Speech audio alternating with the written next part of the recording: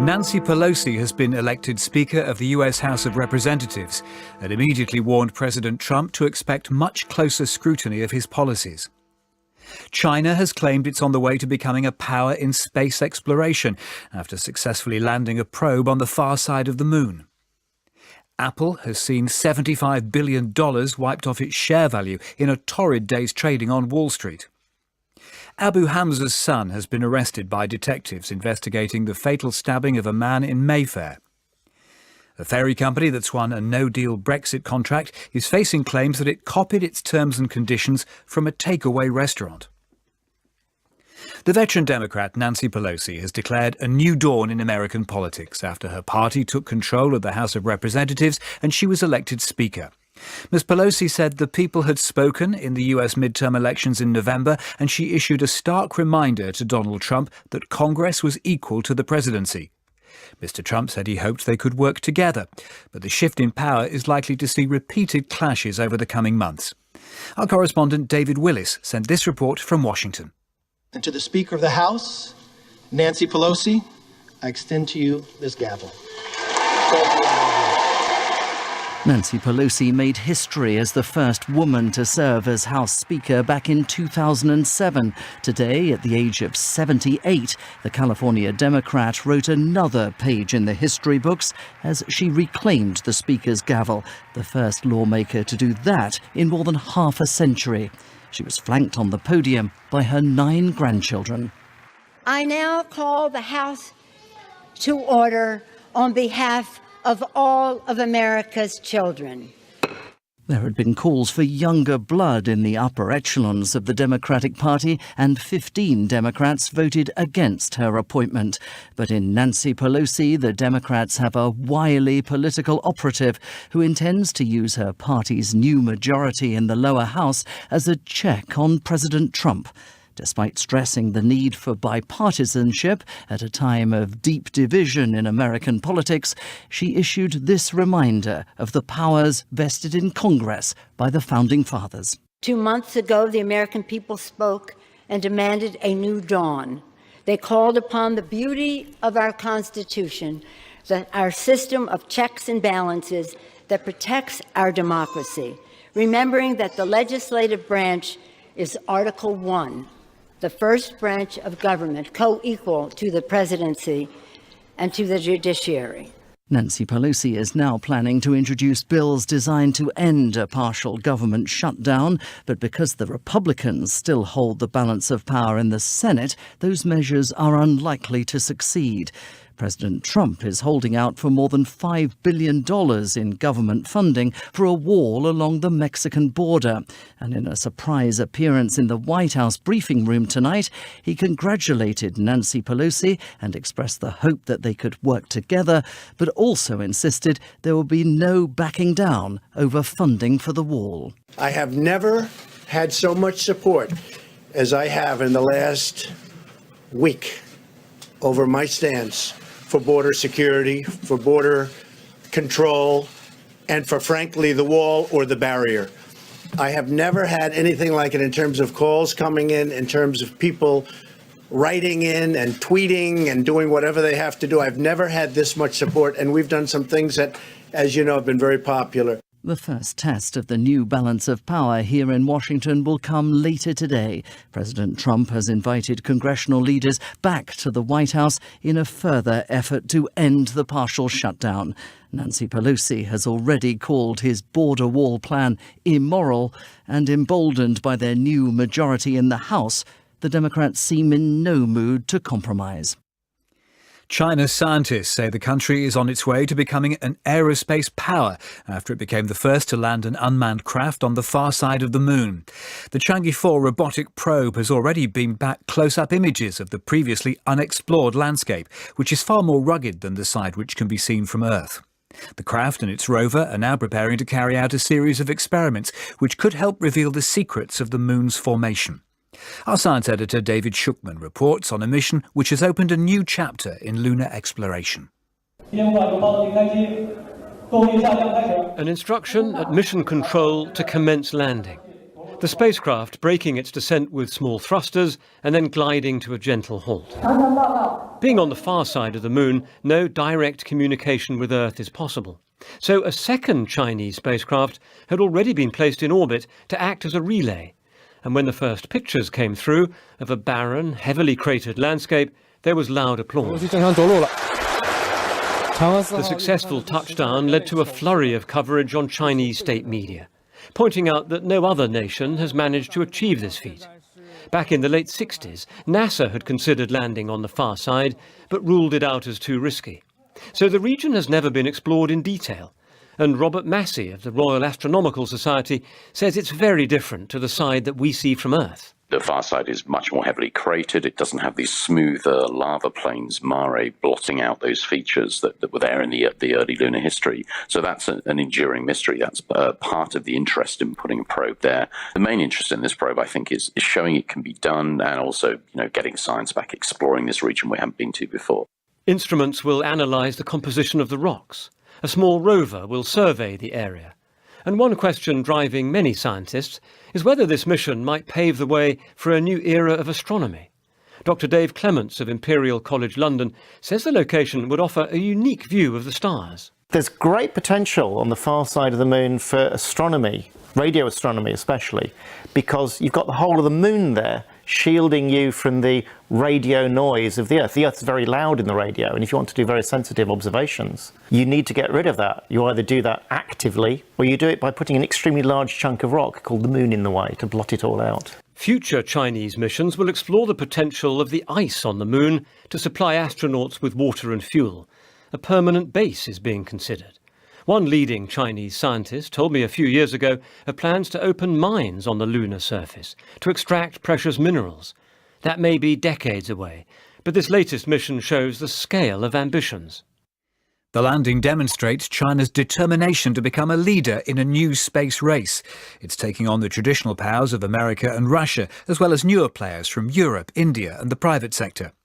Our Beijing correspondent John Sudworth examines what the mission means for Chinese prowess.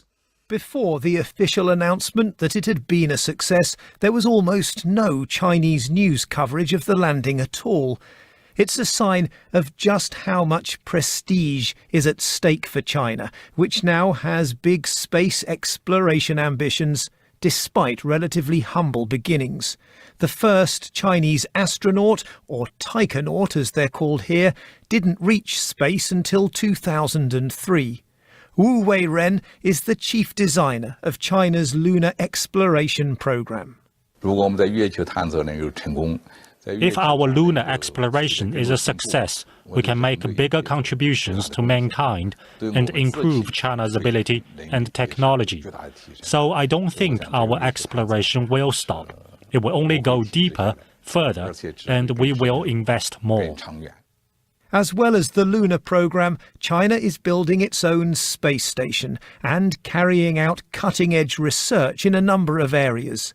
Concern has also been raised about its military ambitions in space. Its budget, however, is still a fraction of NASA's, at best around a quarter of the size. But when the US last visited the moon in 1972, China was still deeply impoverished, beset by the political chaos of Chairman Mao's Cultural Revolution and with a space program that had barely got off the ground. By that measure, today's success really is a giant leap. $75 billion has been wiped off the market value of Apple in its worst trading session for 6 years. Shares in the technology giant closed nearly 10% down after it announced that its earnings for the last 3 months of 2018 would be lower than expected. Apple's warning of a slowdown in China also sent a chill through the Dow Jones index, contributing to a fall of 2.8%. Our business editor Simon Jack explains what's caused the decline in Apple's fortunes. The iPhone is arguably the most successful consumer product of all time. The launch of a new model is a global event, and so therefore is a surprise warning from the chief executive that sales are not on target. This once trillion-dollar company has now lost $400 billion in value. That's nearly 2 Shell oil companies since October. The Apple boss Tim Cook put it down to 2 main factors. The first is that consumers are not upgrading to newer, more expensive models as quickly, preferring to hold on to previous handsets they consider good enough for their needs, or opting for cheaper alternatives. Second, Apple said it had not foreseen the magnitude of the economic deceleration in China. That phrase sent a chill through global markets and has profound implications for companies around the world, including big employers in the UK. China had hoped to transform its economy from one based on state spending, manufacturing and exports into one driven by an increasingly affluent middle class. The evidence so far is that's not happening nearly fast enough, and that Chinese consumers are reining in their spending. Sales of cars in China, the world's biggest automobile market, fell 14% in November compared with last year. That's bad news for companies like Jaguar Land Rover, which counted China as its biggest and most profitable market in 2017. There's also evidence that more of the country's consumers are opting to buy Chinese during a period of escalating international trade tensions, which most economists say produce no winners. A man arrested as part of the investigation into the murder of a security guard at a New Year's Eve party in Park Lane in central London is the son of the banned radical cleric Abu Hamza. Scotland Yard says the charges against Imran Mustafa Kamel, who's 26 and not directly connected to the death of Tudor Simyonov. More details from our Home Affairs correspondent, June Kelly. Imran Mustafa Kamel made an initial appearance before Westminster magistrates, charged with possession of a firearm with intent to cause fear or danger and possessing a firearm when prohibited for life. He was arrested during the investigation into the fatal stabbing of a security guard, Tudor Simyonov, early on New Year's Day. He was said to have been stabbed to death as he tried to stop gatecrashers getting into a private party in Fountain House in Park Lane. Scotland Yard says the firearms charges faced by Imran Mustafa Kamel aren't directly linked to the death of 33-year-old Mr. Simyonov or others injured in the attack. 2 other men and a woman suffered stab wounds. Their injuries aren't life-threatening. No firearm was discharged during the incident. Further questions are being asked about a firm which was awarded a £13 million government contract to run extra ferry services in the event of a no-deal Brexit. Seabourn Freight is now facing claims that the terms and conditions on its website were copied from a takeaway restaurant. Our business correspondent, Jonty Bloom, reports. The contract with Seabourn Freight was already controversial, as the company has no ships and seems never to have run a ferry service of any kind. However, the company's website is hardly improving matters, with one sentence under the placing an order section pointing out it's a customer's responsibility to thoroughly check the supplied goods before agreeing to pay for any meal/order. The Department for Transport has defended Seabourn, saying that section was put up in error. Seabourn's website also has a timetable with no planned sailings on it. It does also have a Twitter account, but it seems to have only ever tweeted the local shipping forecast, the last time on the 21st of September last year, while its log-on portal just seems to be an image of customers' name and password boxes rather than an actual means of entering the company's website.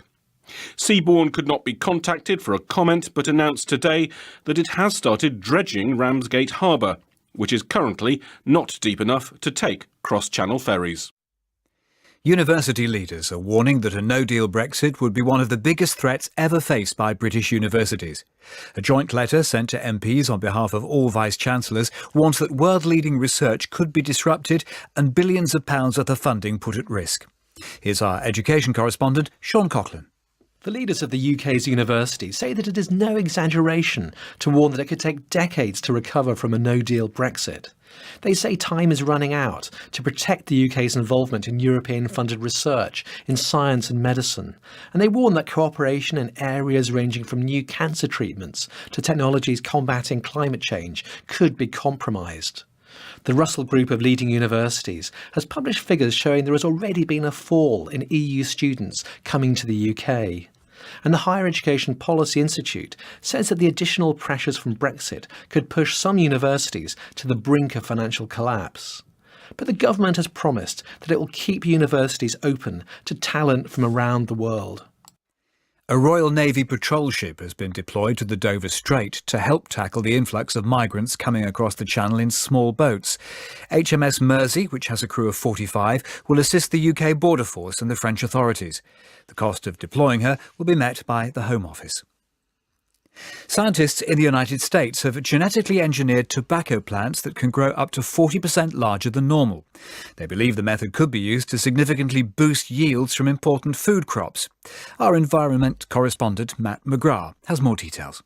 Having tried to boost yields through better fertilizers and pesticides, scientists are now trying to modify the key process of photosynthesis to make crops grow bigger. While it turns sunlight, carbon dioxide and water into plant fuel, photosynthesis also produces toxins which can cut growth rates by a third. Now US researchers have genetically engineered tobacco plants to overcome this glitch. Over 2 years of field trials, the plants were 40% more productive. The scientists use tobacco because it's easy to manipulate and fast to grow. They argue the technique could boost productivity in a number of food crops, including rice and wheat. With funding from the Gates Foundation and the UK's Department for International Development, these GM crops will be available royalty-free for poor farmers in Africa and Asia. But regulatory approval will take 10 years at least, and they will still have to overcome significant opposition from consumers in many parts of the world. Reports from Moscow say a former US Marine arrested in the city has been charged with spying. Paul Whelan, who was born in Canada to British parents, was detained last week while visiting the country. His lawyer has appealed for bail. Here's our diplomatic correspondent, James Landale. Paul Whelan was arrested by Russian state security officers last Friday and now faces more than 10 years in prison if convicted of espionage. His family say he's innocent and was in Moscow to attend the wedding of a fellow former Marine. Mr. Whelan's defence lawyer, Vladimir Zerebenkov, told the state-run news agency, RIA Novosti, that he had appealed for bail. He said Mr. Whelan, who's been held in Moscow's Lefortovo prison, remained in good spirits. Mr. Whelan, who's 48, was born in Canada to British parents. He served 14 years in the US Marine Corps doing 2 tours in Iraq before being discharged for bad conduct in 2008. He's currently head of global security for an American company supplying vehicle parts. He has visited Russia several times and appears to be a frequent user of Russian social media. One Russian news agency has claimed Mr. Whelan was caught receiving a digital storage device containing a list of intelligence officials, but that's not been corroborated. There has been speculation that Mr. Whelan was arrested so he could be exchanged with Maria Butina, a Russian gun rights activist who was jailed in the US last month. She pleaded guilty to acting as a Russian state agent trying to influence US conservative groups, but the authorities in Moscow insist she is innocent. South Korean intelligence officials say North Korea's deputy ambassador to Italy has disappeared, raising the possibility of a high-profile defection. Media reports in Seoul suggest Jo Song-gil and his wife have gone into hiding and are seeking asylum in an unnamed Western country. Our correspondent in Seoul, Laura Bicker, is following developments. Jo Song-gil was last seen leaving the ambassador's residence in Rome at the end of November with his wife, just days before his posting was due to come to an end. Officials in Seoul say they've had no contact with him since. The announcement comes amid unconfirmed reports that Mr. Jo was asking the Italian authorities for protection in order to seek asylum in a third country. A defection by one of North Korea's elite could prove to be a huge embarrassment for leader Kim Jong-un. And according to some in Seoul, Mr. Cho may have been more than simply an ambassador. His father and father-in-law are thought to be former diplomats and high-ranking Workers' Party officials. Pyongyang considers defectors traitors to the country, and there can be severe consequences for any family members left behind, according to those who have managed to leave this secretive state. The last senior diplomat to defect, Tae Yong-ho, who was the deputy ambassador in Britain, told reporters he worked with Jo Song-gil. He claims Mr. Cho was responsible for supplying luxury goods to North Korea and that he may know more about Pyongyang's nuclear plans. This is the kind of information that the US intelligence services would be keen to get their hands on. The British Iranian charity worker Nazanin Zaghari-Ratcliffe has announced plans to go on hunger strike in prison in Iran to protest about being denied access to medical treatment. Mrs Zaghari-Ratcliffe was arrested in 2016 and is serving a 5-year jail sentence in Tehran after being convicted of spying. Richard Galpin reports. Nazanin Zaghari-Ratcliffe and another female prisoner have written a letter saying they've both been denied access to doctors, medication and treatment despite appealing to the prison authorities. Her husband Richard told the BBC his wife had lumps in her breasts causing her sharp pains and needed scans to check if there were any signs of a malignant tumour. She also has pain in her neck causing numbness in the legs. So now in protest, the two women are planning to go on hunger strike on January the 14th. This would initially be for 3 days, but could be extended if they're still not allowed to get the medical care they need. Nazanin Zaghari-Ratcliffe is also suffering from severe depression. Her access to a psychiatrist was stopped last summer after she'd been allowed out of prison for 3 days to spend time with her family, including her 4-year-old daughter. Hopes of being permanently released after recent diplomatic efforts by the Foreign Secretary Jeremy Hunt have come to nothing. Mr Ratcliffe said for his wife, it felt like the end of the road. In the city, the 100 share index ended the day 42 points lower at 6,693. On Wall Street, the Dow Jones closed down 660 points at 22,686. On the currency markets, the pound was up 0.3% against the dollar at $1.26.2. Against the euro, sterling was down 0.3% at €1.10.6, making a euro worth 90.4 pence. A man who subjected a television presenter to a 6-year stalking campaign has been jailed. Bristol Crown Court heard that Gordon Hawthorne, who's 69 and from Somerset, sent threatening letters and cards to Alex Lovell, a presenter on BBC Points West. She suffered panic attacks as a result. From Bristol, Charlotte Callan reports. Gordon Hawthorne began writing to Alex Lovell in 2012. She described the initial correspondence as filthy, but 2 years ago, the tone turned threatening. Hawthorne said he would rape the presenter and claimed he was watching her closely enough to smell her hair. In police interviews, he admitted stalking her, but tried to downplay the impact of his conduct. Like I said, I got an obsession for her, but it's a harmless obsession. Well, not harmless, but there's no way I'd do anything. I would have sent her a birthday card at the end of this month. Hawthorne, who wasn't previously known to police, was caught after another woman recognised his distinctive handwriting following an appeal by Avon and Somerset police.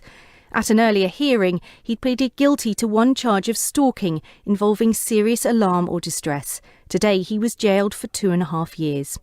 Alex Lovell said she welcomed the strong message sent out by the courts and that justice has been done.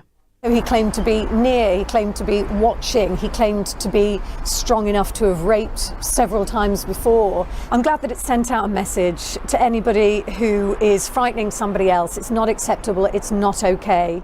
Avon and Somerset police have praised Miss Lovell for her bravery in speaking out. A spokesman said the case highlighted the fact that stalking didn't have to involve watching or following someone, and Hawthorne was now paying the price for his cruel campaign of harassment. Archaeologists in Mexico have discovered the earliest known temple dedicated to the pre-Aztec god Xipe-Totec, or Flayed Lord. Human sacrifices were killed and skinned at the site as part of rites to encourage fertility. The buildings in the southeastern state of Puebla are believed to be about 1,000 years old. Our America's editor, Leonardo Rocha, reports. Xipe-Totec was one of the most revered gods in the region until Spanish colonization began in the 16th century. But until now, Mexican archaeologists hadn't been able to find a temple dedicated directly to his adoration outside the area controlled then by the Aztecs. The finding shows that the cult of Xipe-Totec was widespread in North, Central, and even parts of South America. Dr. Elizabeth Baquedano, an expert in Aztec archaeology from University College London, says the Flayed Lord was believed to help renew the cycles of fertility.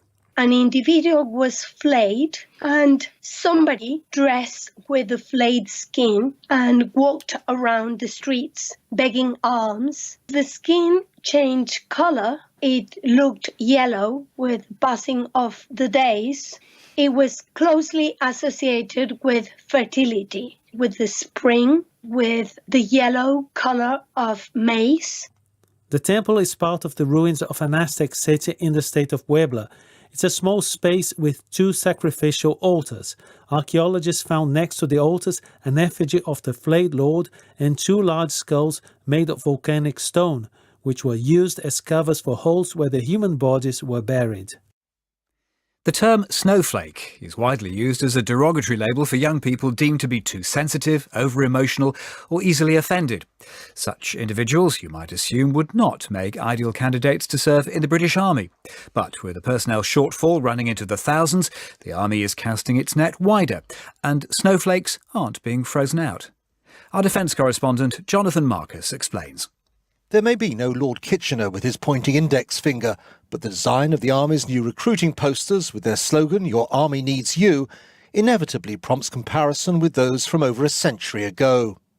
This is only the latest stage in a publicity campaign that seeks to spread the Army's message to a much wider pool of potential recruits, in many cases people who might never have considered themselves suited to a military career. The posters are explicitly directed at me millennials, class clowns, binge gamers, phone zombies, snowflakes and selfie addicts.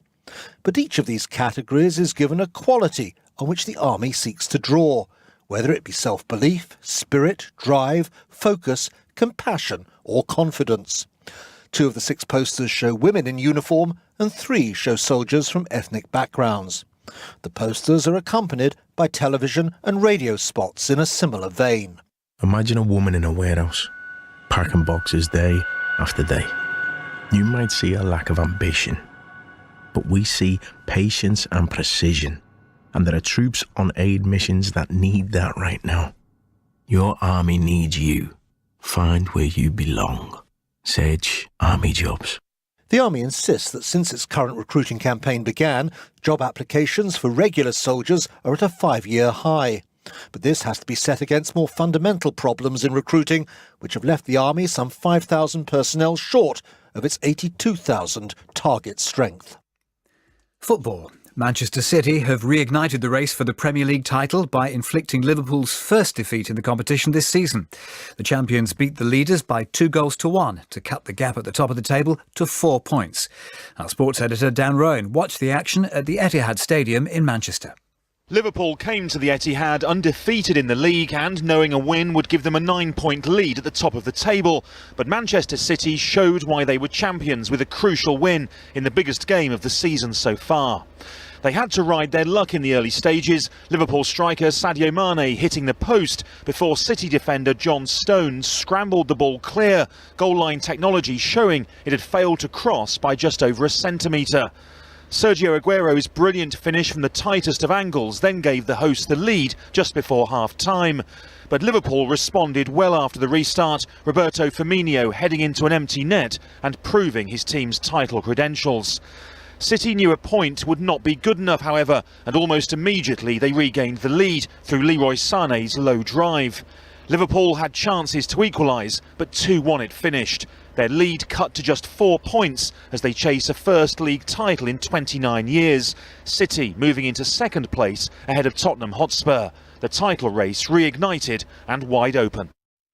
Now I'll look at the front pages of the morning papers, and The Telegraph reports that Theresa May's hopes of persuading Tory MPs to back her Brexit deal have been dealt a blow after a YouGov poll of Conservative Party members showed that 57% will prefer to leave the EU with no agreement.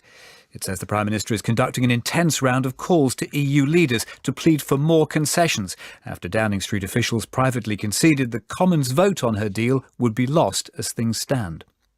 The Guardian says it's learned that almost 1,000 police officers from forces in England and Scotland are to begin training for deployment in Northern Ireland in case of disorder from a no-deal Brexit.